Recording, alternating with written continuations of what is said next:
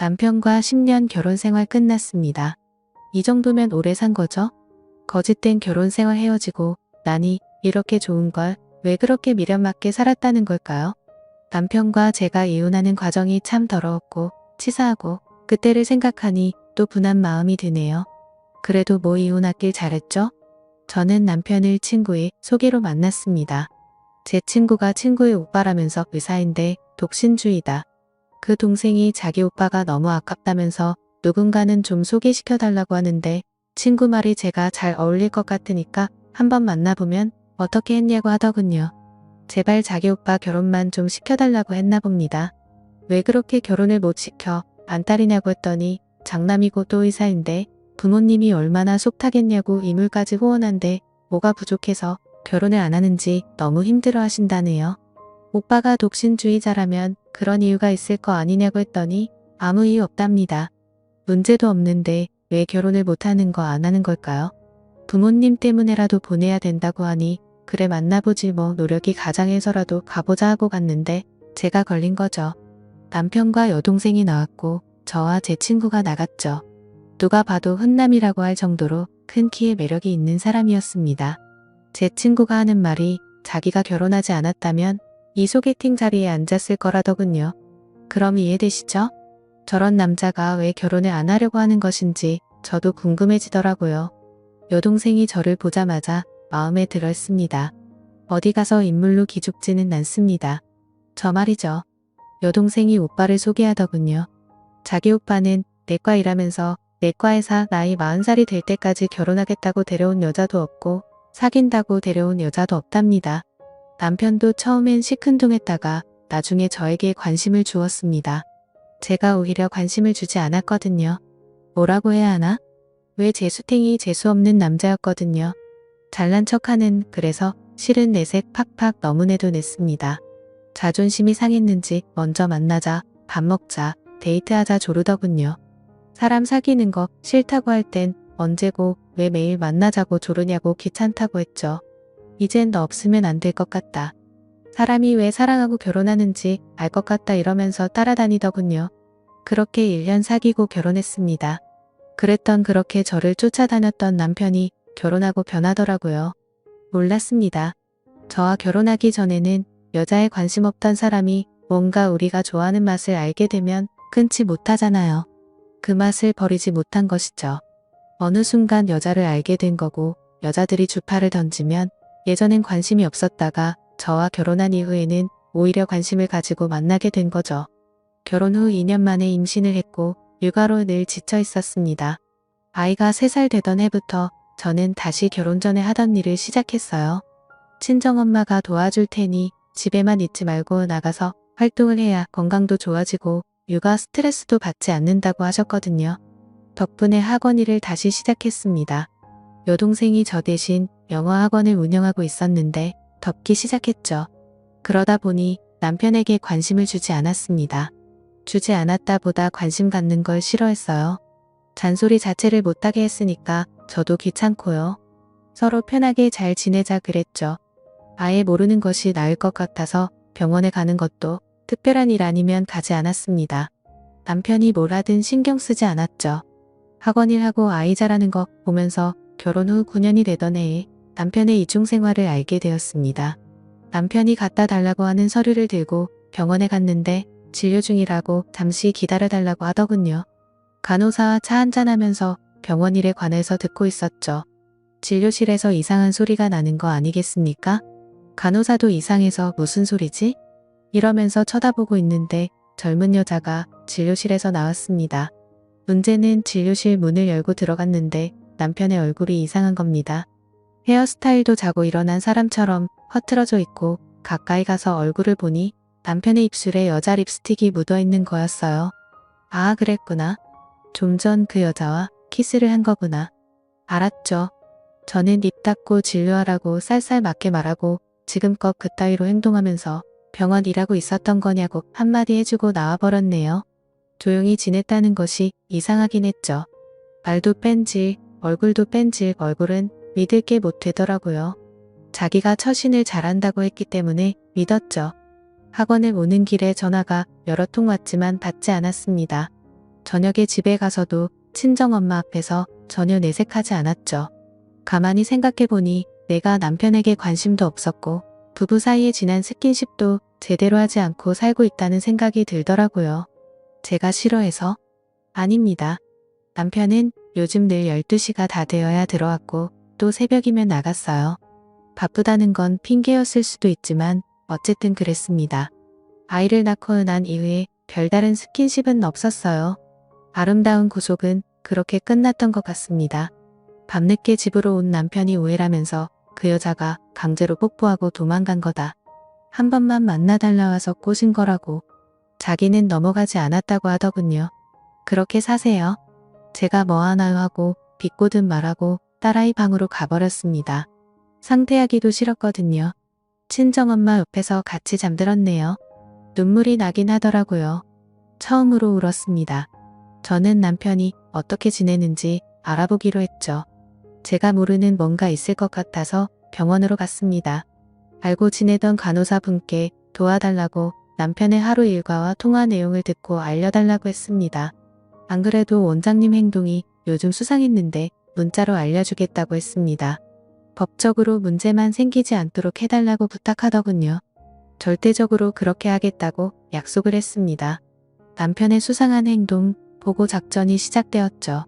첫날부터 날아온 문자는 충격 그 자체였습니다. 그 영상 안에는 두 여자가 나왔습니다. 매일 찾아오더군요. 아니 무슨 병원을 그렇게 매일 찾아옵니까? 진료를 하는 것도 아니고 예약하고 들어가서 남편하고 키스하고 그 영상을 보는데 한숨밖에 안 나오더군요. 일주일 정도 영상을 보면서 어떻게 해야 할지 생각하고 있는데 학원으로 저를 누가 찾아왔더군요. 제가 어디 내과 원장의 아내인 줄 알고 찾아왔다면서 이야기 좀 하자고 하는데 남편의 내연이었습니다. 내 동생이 이 미친 여자가 여기가 어디라고 왔냐고 하니까 자기는 당당하다면서 결혼한 줄 나중에 알고 이렇게 찾아온 거라고 말했습니다. 병원 밖에서 1년을 만났지만 자신 말고 다른 여자가 있다는 걸 알고 찾아갔더니 유통기한 1년 끝났다고 했다네요. 서로 그렇게 하기로 해놓고 왜 질척이냐면서 그만 가라고 했답니다. 나한테 왜 찾아왔느냐, 원하는 게 뭐냐고 했더니 자기 몸 망가지는 것도 싫고 아이는 수술할 건데 위자료를 달라고 했더니 못 준다고 하더라. 그래서 찾아온 거랍니다. 그것 때문에 화도 나고 분하다고 하더군요. 왜 분하냐고 본인이 스스로 자처한 거 아니냐고 했더니 당분간 수술 받고 쉬어야 하니까 위자료를 받고 싶다고 하더군요. 그래도 어쩝니까? 1,000만 원을 입금해 주었죠. 고맙다고 인사를 하더군요. 이런 아내를 두고 바람 피우는 남편이 이해가 안 된다면서 그 남자 말로는 아내가 뻐야 마음이 가지 하던데 저를 보고 많이 놀랐다고 했습니다. 나이에 비해서 너무 동안이고 미인이라면서 바람 피우는 건 답이 없다면서 혼자 중얼중얼하더니 갔습니다. 여동생이 어쩔 거냐고 가만히 있을 거냐고 하는데 조금 기다려봐라. 우리 부부 거리 생긴 지 오래다 했죠. 왜 그러고 사냐고 하는데 제 자신이 이해가 되진 않더라고요. 저도 저를 잘 알겠습니까? 잘 알지 못하죠. 그냥 아이가 있으니까 살고 있었던 거고 특별한 거 없으니 살았고 남들 그렇게 산다고 하니까 그래요. 딱 그게 저였죠. 남편을 좋아하는 마음은 솔직히 여전히 있습니다. 그냥 관심이 가지 않더라고요. 저는 남편의 병원으로 찾아갔고 진료실에서 잠시 이야기를 하게 되었어요. 남편에게 사진 한 장을 내밀었죠. 바로 초음파 사진이었습니다. 위자료를 받고 간 그 여자가 주고 간 것이었죠. 초음파 사진을 보더니 뭐냐고 아무렇지 않게 물어왔어요. 얼굴 표정도 참 구역질 날 정도로 차분했습니다. 당신 내 연녀가 나를 찾아와서 주고 간 초음파 사진이다. 왜 그러고 사느냐고 당신 유부남이고 하나의 아빠인데 무슨 생각으로 사냐고 물었죠. 그리고 여자들이 있는 술집 가는 거 다 안다. 직업을 가진 그 여자들만 만나라. 조심하지 그랬냐고 했더니 남편은 그걸 어떻게 하냐고 어디까지 하냐고 물었습니다. 병원에 와서 꼬대기는데 어떻게 안 넘어갈 수 있냐고 술집 여자는 그 맛이 없다나 뭘 하나 그게 무슨 말이냐니까 긴장감이 없대요. 전혀 설레지 않는다면서 싫다는데 웃음이 나오더라고요. 쳐다보기도 싫어서 뺨 한 대 갈게 주고 진료실을 나와버렸네요. 며칠 집에도 오지 않더라고요. 뭐 외박이라니 이러고 말았죠. 또 다른 여자가 생겼나 보죠. 며칠 지나고 병원 간호사가 아주 많이 놀란 목소리로 저한테 전화를 해왔습니다. 갔더니 병원 분위기가 좋지 않았어요. 무슨 일이냐니까 한 여자가 매일 오는데 병원 원장 사무행세를 하고 돌아다닌답니다. 자기가 애인인데 결혼할 거라고 아주 난리도 아니라네요.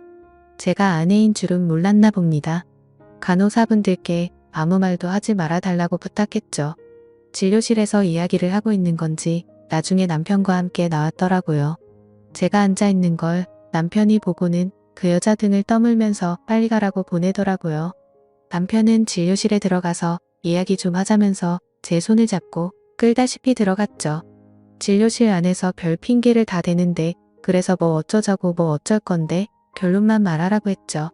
저의 냉정이 참 무섭다면서 이런 여자라 바람 피우는 게 다 제 탓이라네요. 왜 자기를 밀어내냐면서 또 제 탓을 하더라고요. 이혼하자는 거면 이혼하자 했죠. 그렇게 쉽게 말하냐고 하길래 이혼 생각하니까 저 여자가 여기서 대놓고 저러고 다니는 거 다니냐고 다니면서 간섭을 하던데 묵인한 거 아니에요 했죠. 마음껏 제 탓하고 바람 피우며 살라고 했죠. 남편이 바람 피우면 난리를 쳐야 하고 울고 불고 다신 못하게 막아야 하는 거 아니냐면서 어떻게 저렇게 꿋꿋하게 자존심을 세우고 있냐고 하길래 난 당신을 믿었다. 그 믿음이 배신을 당해서 회복 불가능이라 포기하는 거라고 했죠. 제 성격이 남들 보기엔 이해가 안 될 수도 있지만 전 그래요. 넌 너고 난 나다. 서로 간섭하지 말자. 뭐 이해는 한다. 그렇습니다. 믿음에 배신당하면 다시는 돌아가지 않죠. 그런 생각으로 살아왔기 때문에 남편에게 실망을 해도 바라는 것이 없으니까 화를 낼 이유도 없는 것이죠. 남편을 의지하고 산 건 아니잖아요. 그 남자 없으면 못 산다. 그런 제가 아니라서 더 그랬나 봅니다. 그렇게 지내다가 제가 정말 많이 화낼 일이 생겼죠. 아 정말 이젠 좋아하는 마음조차도 없어지는구나. 이제 미움이 되는구나 생각했죠. 그렇게 미움으로 지내게 되었네요. 누군가 미워한다는 게 쉬운 건 아니었지만 미워하게 되더라고요. 세 번째 여자가 나타난 겁니다. 문제는 그 여자가 미혼이 아니라 유부녀였다는 게 더 문제였죠. 병원으로 찾아와서 남편과 다투고 있는 사이 간호사분이 저에게 전화를 한 겁니다. 얼마나 창피하든지요. 바람둥이로 소문난 것도 모자라서 임신 잘 시키는 남자로 소문나게 생겼네요. 그 여자가 임신했으니까 이혼하고 같이 살자고 매달리고 있었습니다. 돈이 필요하면 준다고 더 큰 병원이 필요하면 자기 건물에 옮겨준다면서 결혼하자고 매달리는데 아주 재밌는 구경거리였습니다. 제가 나타나자 남편이 못 볼 걸 본 표정으로 진료실을 나와서 병원 밖으로 가버렸습니다. 진료는 다른 의사가 대신 맡아서 했고요. 그 여자를 데리고 학원으로 왔죠. 병원이 시끌시끌했거든요. 학원으로 따라온 여자가 저를 보더니 누구냐고 묻길래 그 남자 아내라고 했습니다. 많이 놀라더군요. 아내인데 아무렇지 않냐고 자기를 여기까지 데리고 오냐고 했습니다. 아무렇지 않다고 했죠. 사실 아무렇지 않은 건 아니었습니다. 자존심 문제이기도 하잖아요. 당당하게 이혼하고 남편과 재혼할 거라면서 저에게 양보해달라더군요. 이런 거 다 봤으니까 어떻게 살 거냐고 하면서 말이죠. 그땐 조금 화가 치밀어 올랐습니다. 참고 참았던 화가 머리끝으로 스물스물 올라오는 걸 느끼고 있었죠. 아, 이제 못 참겠다 싶었습니다. 뭐가 그렇게 당당하냐고 남의 남편과 바람 피우고 아이까지 가졌으면 얼굴 숙이고 조용히 다녀야 하는 거 아니냐고 했죠. 당신은 아무리 그래봤자 불륜냐고 내 남편은 불륜남이다. 알고 있냐고 그리고 내 남편은 아이라는 걸 어떻게 믿느냐? 당신은 지금 결혼한 유부녀고 남편이 있지 않냐고 했더니 남편하고 잠자리 안 한 지 오래됐답니다. 그래서 제 남편의 아이가 확실하다네요. 이혼해달라고 큰 소리를 내기 시작하더군요. 그리고 조만간 하게 될 거라면서 자기는 절대로 물러나지 못할 거라고 하고 큰 소리를 내더니 갔습니다. 집으로 와서 남편을 기다렸죠. 남편을 보자 이유를 물어보았습니다. 바람 피울 거면 제대로 피우던가 이제 유부녀까지 건드리냐고 했더니 정말 그럴 줄 몰랐답니다. 임신이 될 줄 몰랐다니 말이 되냐고요. 저와 나눈 이야기를 다 해주었습니다. 이혼해달라고 양보해달라고 했다고 남편은 이혼은 안 할 거랍니다. 자기가 아무리 내놓은 남편이어도 이혼은 안 할 거라네요. 남편의 뺨을 때리면서 한마디 제대로 했죠. 내가 미워하면서 사는 것도 하루 이틀이지 내가 나를 갉아먹고 있는 것 같아서 너무 힘들다고 말했습니다. 남편이 다른 여자와 매일 잠자리를 하고 밖에서 돌고 있는데 집에 있는 내가 어떨 것 같으냐? 나는 뭐 버려진 쓰레기 취급하는 남편을 내가 남편이라고 생각해야 하냐? 미움만 쌓이고 있고 이제 당신이 하는 모든 행동에 증오라는 단어를 붙일 것 같으니 그만하자고 했습니다. 이혼하고 여러 여자 만나면서 살라고 했습니다. 증거는 다 모았고 유치액 배우자니까 당신은 아무 말 못한다. 이혼하자 했죠. 내가 당신을 미워하면서 하루를 보내는 게 얼마나 지옥 같은지 아니라고 했습니다. 당신 아이 가진 그 여자나 책임지라고 했습니다. 왜 자기를 미워하냐고 하더군요. 그래서 저도 물었죠. 당신은 왜 나를 두고 바람 피우고 다른 여자를 안고 있냐고요. 저와 결혼한 이후 여자를 알아버린 것 같다고 말을 했습니다. 제 탓이라고요. 그리고 자기 몸속에 바람둥이 유전자가 있는 것 같답니다. 아버님이 바람을 피우셔서 엄마를 힘들게 했는데 그 유전자가 자기에게 있나 보대요. 아버지가 하는 행동을 봐서 결혼도 안 할 생각이었는데 저와 결혼한 이후 변해버렸다면서 제 탓을 했습니다. 어느 순간 저에게 미쳐있는 남편을 봤죠. 좋았다고 해야 할지 힘들다고 해야 할지 매일 저를 힘들게 하는 남편에게는 지쳐가고 있었습니다. 임신을 하고 나니까 멀어지더라고요. 그래서 좋았죠. 임신하고 남편을 받아주기엔 너무 힘들었거든요. 어느 날 이후부터는 집에 늦게 들어오면서 여자 향수 냄새에 머리카락도 붙어져 있고 수상했죠. 그래서 알았습니다. 바람을 피우고 있구나. 바람을 피운다는 증거를 들이미고 싶었지만 찾을 수 없었기에 그냥 있었죠. 왜냐하면 병원에도 여자들이 많이 오기 때문에 향수 냄새가 묻을 수도 있는 거니까요. 기회를 엿보다가 병원에 오는 환자들과 바람 피운다는 걸 알게 되었고 도움을 받고 준비를 하게 되었던 것이죠. 다 말하진 않았지만 남편에게 제 마음은 말했네요. 여자들도 자기를 보면 가만두지 않는다고 자기 탓만은 아니라고 하는데 정말 구역질이 날 정도였어요. 모든 남자들이 그렇게 사는 건 아니라고 가정이 있으면 지켜야 할 선을 넘지 않고 잘 지키며 산다고 했더니 지금은 그러기 쉽지 않다네요. 남편과 아무리 말해도 결론이 나지 않았습니다. 며칠 뒤에 임신한 불륜의 남편이 병원으로 찾아왔습니다. 피가 터진 얼굴로 그 여자의 남편과 싸우고 있는 제 남편을 보니 편들고 싶은 생각도 들지 않았습니다. 단지 병원에서 그러고 있는 게 싫어서 말렸을 뿐이에요. 진료 환자가 없어서 다행이었죠.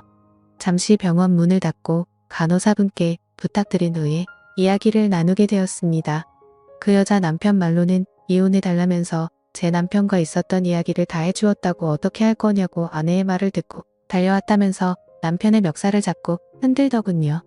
저는 옆에서 가만히 지켜보고 있었죠. 장면이 참 재밌었어요.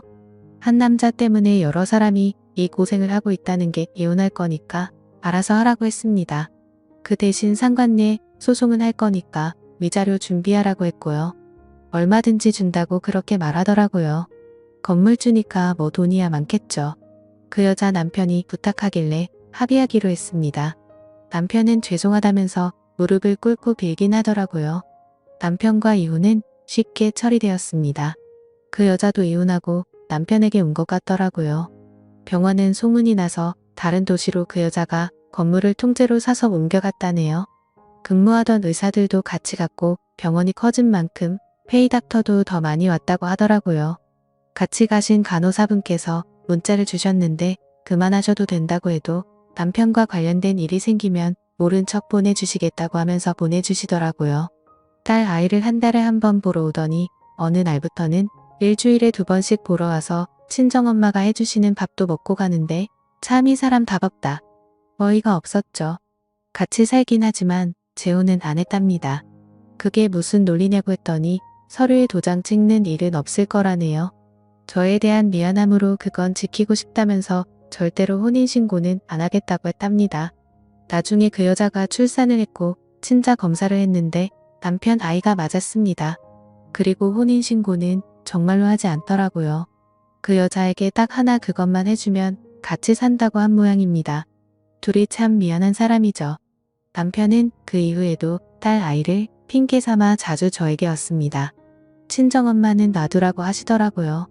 딸 아이가 아빠를 아주 잃은 것보다 낫다고 하시면서 저렇게라도 잘하니까 어디냐고 다행이라고 하시더라고요. 시누이에게 이 사실을 모두 말했죠. 기가 차면서 결혼해서 잘 사는 줄 알았더니 바람이나 피우고 그것도 여러 여자와 오빠가 그럴 줄 몰랐다고 저한테 많이 미안해했습니다. 왜 시누이가 미안해야 하냐고 내 선택이었고 오빠가 저럴 줄 누가 알았겠냐고 본인도 몰랐던 바람둥이 유전자가 나온 거라는데 그냥 잊어버리라고 했네요. 실망이라면서 이혼했어도 여전히 가족이니 가끔 보자더군요. 그러겠다고 했습니다. 시부모님께는 나중에 따로 찾아뵙겠다고 했네요. 어느 날 남편과 재혼한 그 여자가 저를 찾아왔다군요. 울면서요. 왜 왔냐고 우리가 만날 일이 뭐 있냐고 했더니 이혼한 전 남편이 바람을 피운답니다. 제게 말을 하는데 제 문제가 아니라고 알아서 하시라고 했죠. 울면서 갔는데 속으로 생각했습니다. 안 편하겠구나. 지금이라도 헤어지길 잘했다 싶었죠. 나중에 듣기로 간호사분이 문자를 주셨는데 그 여자가 병원에 없고 전쟁을 치렀다네요. 매일 감시하러 왔다 갔다 하는데 원장님은 어떻게 바람을 피우시는 건지 모르겠다면서 저것도 병 같다고 병인 게 분명하다고 혀를 꿀꿀 차는데 제가 그랬네요. 자신이 자신을 모르고 있는데 어떻게 하겠냐고 내면에 잠재된 바람기를 불러낸 것인지 알 수 없지만 병인 건 확실하다고 말했네요. 바람 피우는 개 병적으로 되어버린 남편을 보면서 안타깝다고 해야 할지 나쁜 인간이라고 욕해야 할지 모르겠더라고요. 딸 아이를 보러 왔을 때 왜 그렇게 사냐고 제발 병인 걸 인정하고 치료 좀 하라고 했더니 이렇게 말하는 겁니다. 저로 인해서 시작된 거니까 저한테 책임지라면서 내가 여자를 알게 된 건 너 때문이니까 이제 부부도 아니고 연인처럼 지내도 되지 않겠냐면서 자기와 잠자리를 해달라고 하더군요. 정신 나간 놈이라고 두들겨 패버렸습니다. 내가 상간녀가 되길 바라는 거냐고 했더니 혼인신고도 안 했는데 뭘 걱정하냐고 전 부인인데 만나면 뭐 어떠냐고 책임감 없는 말을 하길래 미쳤다고 쫓아버렸네요. 내가 미움으로 살았다. 내 인생을 망친 당신을 증오했다. 이제 겨우 조금 가라앉았는데 다시 떠오르게 하냐 그러고 싶지 않으니까 다시는 오지 말라고 딸이 보고 싶으면 딸만 보라고 했네요. 딸 아이에게는 잘 놀아주고 아빠 놀은 제대로 하거든요. 친정엄마가 항상 동행하시는데 바람 피우는 것만 아니면 좋은 아빠라고 하시더군요. 그럴 수도 있겠네요. 그런 사람이긴 하죠. 마지막으로 알려드리고 마무리하겠습니다. 마음고생은 좀 많이 했나 봅니다. 저를 찾아와서 무릎 꿇고 용서를 빌면서 그 여자와 헤어지기로 했다면서 병원은 어차피 자기 앞으로 되어 있는 거라 아예 아빠인 건 맞으니까 병원은 계속하고 양육비만 보내달라고 했답니다. 그 덕분에 정신 차렸다고 제가 잊혀지지 않아서 더 그런 행동을 한다면서 병원 치료 다닐 테니까 제가 같이 다녀만 준다면 다 받아들이겠다고 하더군요. 친정 어머니께 의논 드렸더니 같이 살자는 것도 아니고 딸 아이 생각해서 남편이 이번 기회에 정신 차리게 도와주라셨네요. 그래서 몇 달 병원에서 상담받고 치료받는 걸 도와주긴 했습니다. 지금은 바람 피우는 것 같진 않습니다. 혼자 지내면서 딸 아이와 만나고 있는데 친정 엄마가 같이 가셔서 반찬도 해놓고 오신다더군요. 당신 딸 고생시킨 사위에게 그렇게 해주고 싶냐고 여쭤보면 너도 돕고 있지 않느냐 다 손녀 생각해서 그런 거지 하고 웃으시더라고요. 오직 딸 아이만 생각하고 봅니다. 손 한 번 잡은 적 없어요. 각자의 삶이 있는 것 아닙니까? 제가 무덤덤한 사람인 건 저도 알아요. 뭐 제대로 한번 해보지 그랬냐 듣기도 해요. 성격상 어렵습니다. 성인인데 자기 행동에는 책임을 져야죠. 저에게서 마음이 멀어진 건데 굳이 마음 멀어진 사람을 뭐 하러 잡아요? 다시 돌아와도 정상적으로 살 수 없는 부부관계잖아요. 미련 두면 뭐 하나요? 괴롭기만 하죠. 매달렸다면 더 힘들어졌을 것 같습니다. 지지고 볶고 그래야 하나요? 그래도 헤어질 것 뻔한데 못 알아요. 이젠 홀가분하게 삽니다. 다신 남자로 인한 상처는 받고 싶지 않습니다. 저를 위한 인생을 살겠지만 굳이 사랑을 만들고 싶진 않아요. 응원해 주실 거죠? 남편은 어쩌고 지내느냐고요? 병원 일은 잘하고 있다네요. 여자분이 아무리 유혹해도 넘어가지 않는다고 하는데 모르죠. 여전히 저를 못 잊는다고 연락이 오긴 합니다. 그래도 재결합은 없습니다. 지금이 너무 좋거든요. 이상한 성격에 저라고 친정 어머니께 듣는 말이기도 하지만 그냥 이렇게 살 겁니다. 저는 저잖아요. 모두 자신을 위한 삶을 사시길 바랍니다.